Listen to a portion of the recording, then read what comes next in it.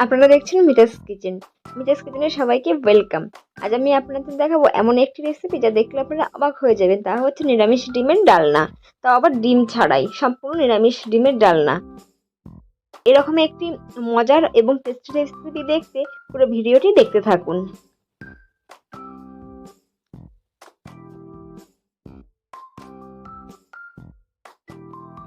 তার জন্য আমি এখানে ছোলার ডাল বা চানার ডাল নিয়ে নিয়েছি।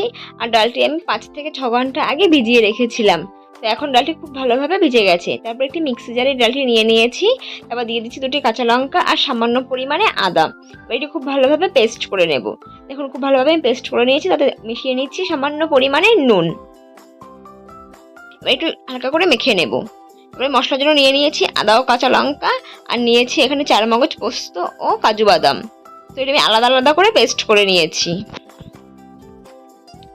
এবার ডিমের ডালনা বানানোর জন্য আলু কিন্তু অবশ্যই প্রয়োজন। তার জন্য আমি এখানে 3টি বেশ মিডিয়াম সাইজের আলু নিয়েছি। আর আলুর সাইজগুলো এরকম হলে বেশ ভালো হয়। তো আমি মাঝখান থেকে আলুগুলি কেটে নিচ্ছি।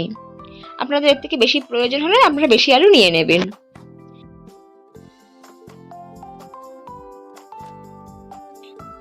আলু যে মাঝখানের অংশটা সেটি কেটে নিচ্ছি। এটা একটা চামচ কিংবা ছুরির সাহায্যেও কিন্তু কেটে নিতে পারবেন। এতে মাঝখানটা খুব ভালোভাবে ফাঁকা হয়, সেই কারণে আমি মাঝখানের অংশটা কেটে নিলাম। এবং প্রত্যেকটি আলু কিন্তু আমি সেম ভাবে কেটে নিয়েছি, অর্থাৎ ভেতরের যে আলুটা সেটা আমি বের করে নিয়েছি।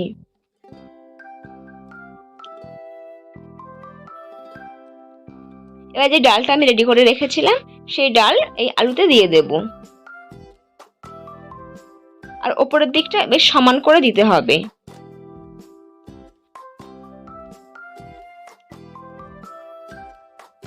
সেম ভাবে আমি প্রত্যেকটি তৈরি করে নেব।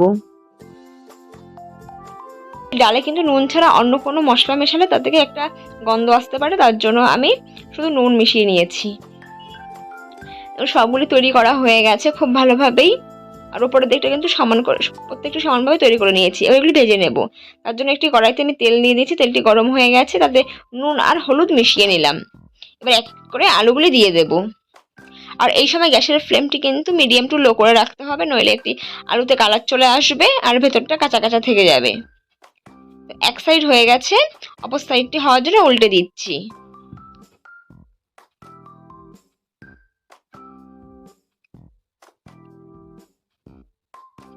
বেশ অনেকটা সময় নিয়ে কিন্তু আলুটা ভেজে নিতে হবে। আর ডালের দিকটাও হালকা করে ভেজে নিচ্ছি। আর ডাল বেরিয়ে যাবে সেরকম কিন্তু কোনো ভয় নেই।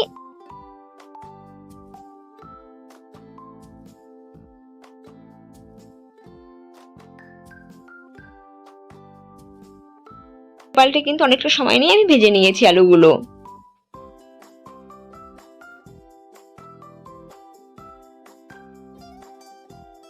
আলুগুলো ভাজা হয়ে গেছে খুব ভালোভাবে, এখন আমি তুলে নিচ্ছি।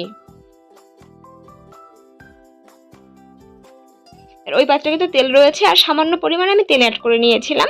এতে দিয়ে দিচ্ছি ফোড়নের জন্য একটা শুকনো লঙ্কা, দিচ্ছি এখানে গরম মশলার জন্য আমি দারচিনি, এলাচ, লবঙ্গ নিয়ে নিয়েছি, আর এলাচটা ফাটিয়ে দিয়েছিলাম। এবার কাঁচা লঙ্কা আর আদা বাটা দিয়ে দিলাম। তারপরে দিয়ে দিচ্ছি এখানে একটা মিডিয়াম সাইজ টমেটো কুচি।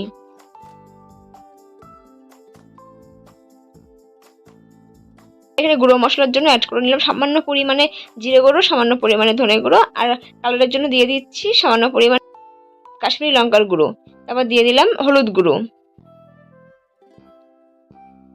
বেশ ভালোভাবে কষানো হয়ে গেছে ওই মশলাটি। এবার দিয়ে দিচ্ছি যে 4 মগজ পোস্ত ও কাজু বাদাম বেটে রেখেছিলাম সেটি। এবার এটিও খুব ভালোভাবে কষিয়ে নেব। তারপর এখানে অ্যাড করে দিচ্ছি সামান্য পরিমাণে চিনি। আর আমি এখানে নুন অ্যাড করে নিয়েছিলাম, সেটা আমি আপনাদের দেখাতে পারিনি, তার জন্য আমি দুঃখিত। এবার মশলাটা খুব ভালোভাবে কষিয়ে নেব। দেখুন মশলা তেলটি ছেড়ে এসছে, তো বোঝাই যাচ্ছে খুব ভালোভাবে মশলাটি কষানো হয়েছে।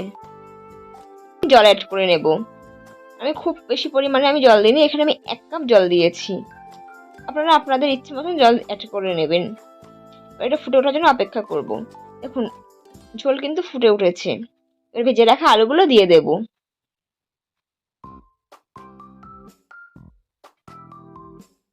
এবার এটি 10 মিনিটের জন্য রান্না করে নিয়েছি। আর আলুগুলো এখন খুব ভালোভাবে সেদ্ধ হয়ে গেছে।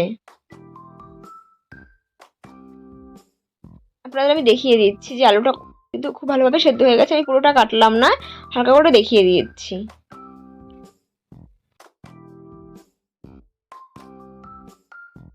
দিয়ে দিলাম 1/2 চামচ গরম মশলা গুঁড়ো, সেটা খুব ভালোভাবে এখন মিশিয়ে নেব। আর লাস্টে দিয়ে দিচ্ছি 1 চামচ ঘি। তৈরি হয়ে গেছে অসাধারণ টেস্টের ডিমের ডালনা। এবার আমি নামিয়ে নেব। রেসিপিটি আপনাদের কেমন লাগলো অবশ্যই আমায় কমেন্টে জানাবেন। আর বাড়িতে অবশ্যই একবার আপনারা ট্রাই করে দেখবেন, আশা করি সকলেরও ভীষণই ভালো লাগবে। আর দেখুন ভেতরটা কিন্তু পুরো ডিমের কুসুমের মতনই লাগছে। সবাই সুস্থ থাকবেন, ভালো থাকবেন, ধন্যবাদ।